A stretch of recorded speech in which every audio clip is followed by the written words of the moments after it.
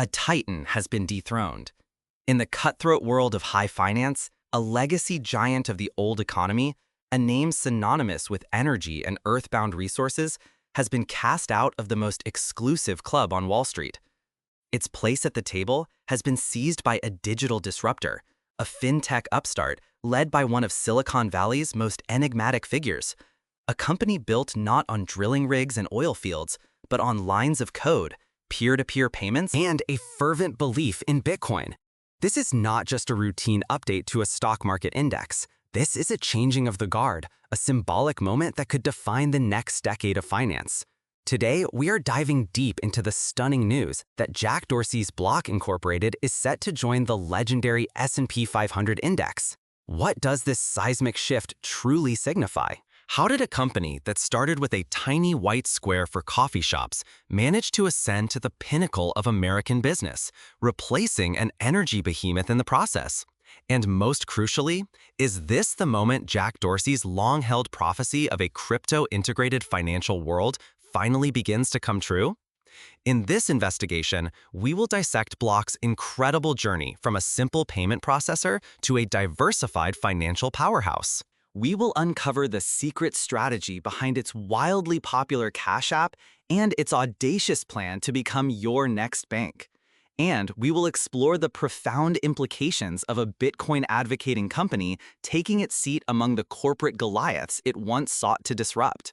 Stick with us as we unpack a story that is about far more than just stock prices. It's about the future of your money.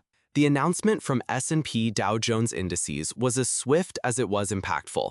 Effective prior to the start of trading on July 23rd, Block Incorporated will replace Hess Corporation in the Standard & Poor's 500 index.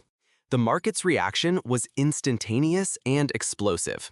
In after-hours trading, shares of Block skyrocketed, surging as much as a breathtaking 14%. For those unfamiliar with the inner workings of the market, this isn't just about good press.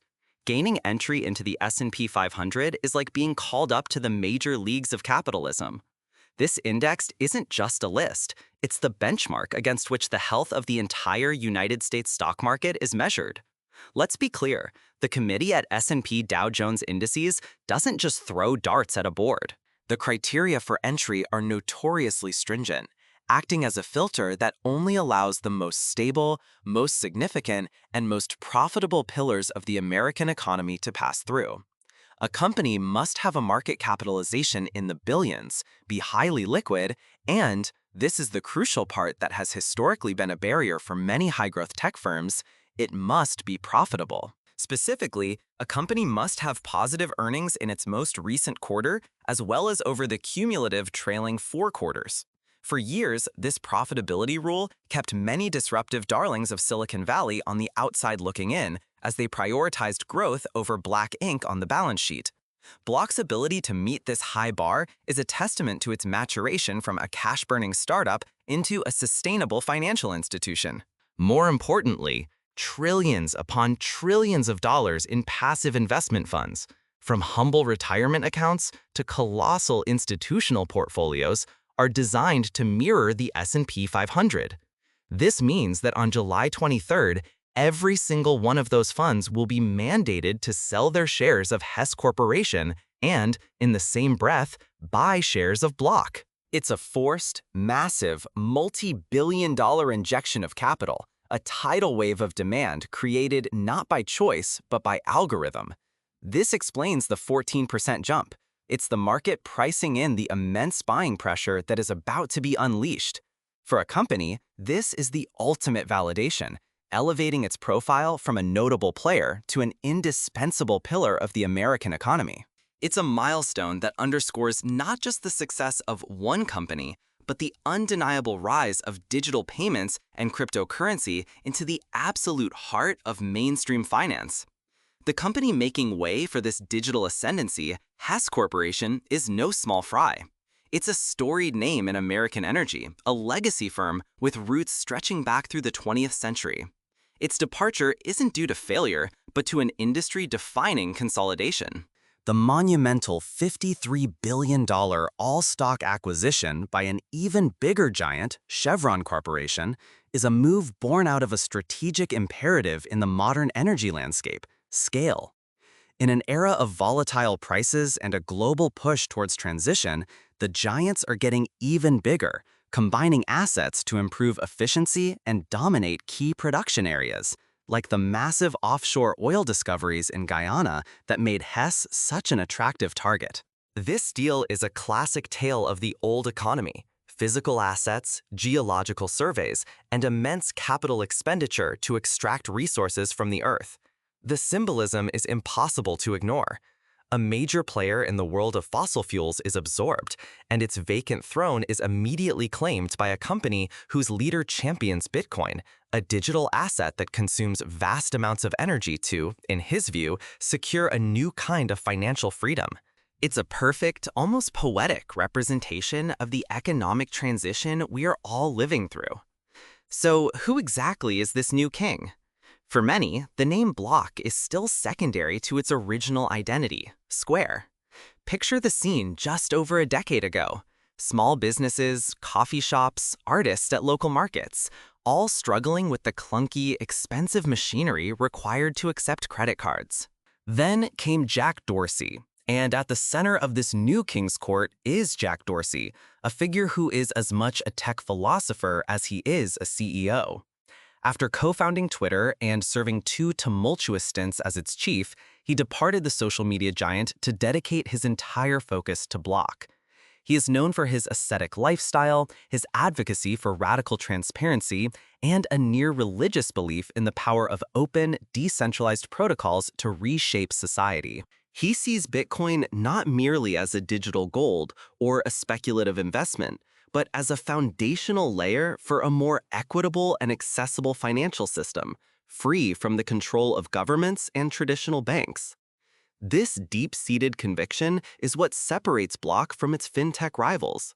It's not just building a better digital bank. In Dorsey's eyes, it's building the tools for a financial revolution. He arrived with a simple, elegant solution: a tiny, white plastic square that plugged into a smartphone, instantly turning it into a point-of-sale terminal. It was revolutionary.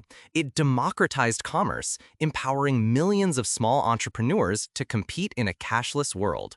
But Square was only the first phase of a much grander vision. The company, which officially rebranded as Block in 2021 to reflect its broader ambitions, has meticulously built a 2-pronged financial ecosystem. On one side, you have Square, which continues to serve merchants with an ever-expanding suite of tools for payments, payroll, and business management. On the other, more explosive side, you have Cash App. It's a stunning transformation from a simple idea to a Wall Street heavyweight. If you find these intricate business strategies as fascinating as we do, show some support by hitting that like button. It helps us know you appreciate these deep dives. Cash App began its life as a simple peer-to-peer transfer service, a convenient way to split a dinner bill or send a birthday gift. But to see it as just that is to fundamentally misunderstand Block's master plan. Over the past several years, Dorsey has been aggressively transforming Cash App into a full-fledged financial super app. This is the classic flywheel strategy, executed to perfection. It starts with a simple, high-frequency use case, sending money to friends, that costs the company very little to provide. Once a user is embedded in the ecosystem, Block begins to methodically introduce higher-margin services. You're already here sending money. Why not get your paycheck deposited 2 days early? Now that your money is here, why not invest $10 in your favorite stock or buy a fraction of a Bitcoin? Now that you're an investor, why not use our free tax filing service? And now that we know your financial health, here's a small, convenient loan through Cash App Borrow. Each new feature strengthens the app's gravitational pull, making it harder for users to leave and increasing the lifetime value of each customer. It's a patient, methodical conquest of the consumer's financial life. This is the goal: a one-stop shop designed to replace a traditional bank account entirely. Users can now get a debit card, invest in stocks, buy Bitcoin, and file their taxes, all within the same ecosystem. The company is aiming to turn Cash App into a complete banking and lending product, a goal that took a giant leap forward earlier this year. Block's industrial bank subsidiary, named Square Financial Services Incorporated, received the coveted green light from the United States Federal Deposit Insurance Corporation, the FDIC. This approval allows them to begin offering consumer loans directly through a new feature called Cash App Borrow. This is the holy grail for fintech companies, the ability to lend money directly, capturing the lucrative interest income that has long been the exclusive domain of traditional banks. Block is no longer just moving money around. It is creating it, lending it, and building an entire financial universe for a new generation of consumers who may never set foot inside a physical bank branch. At the heart of this entire empire is the philosophy of its founder. This isn't just talk. Jack Dorsey is actively weaving this belief into the fabric of his company. Block is integrating Bitcoin payment capabilities specifically through the Lightning Network, a second-layer technology that allows for near-instant, ultra-low-cost transactions into its Square terminals. The vision is clear, a world where you can buy your morning coffee from a small local vendor using a global, decentralized digital currency, with the transaction settled instantly through Block's infrastructure. Dorsey's commitment extends beyond his own company. He remains one of the most influential and active voices in the digital asset world, recently sharing open-source coding projects on X, the platform he once led as Twitter, further contributing to the development of the decentralized technologies he champions. His leadership imbues Block with a sense of mission that goes beyond quarterly earnings. It's a crusade to build the rails for a new financial system, and the inclusion in the S&P 500 is perhaps the most significant validation of that crusade to date.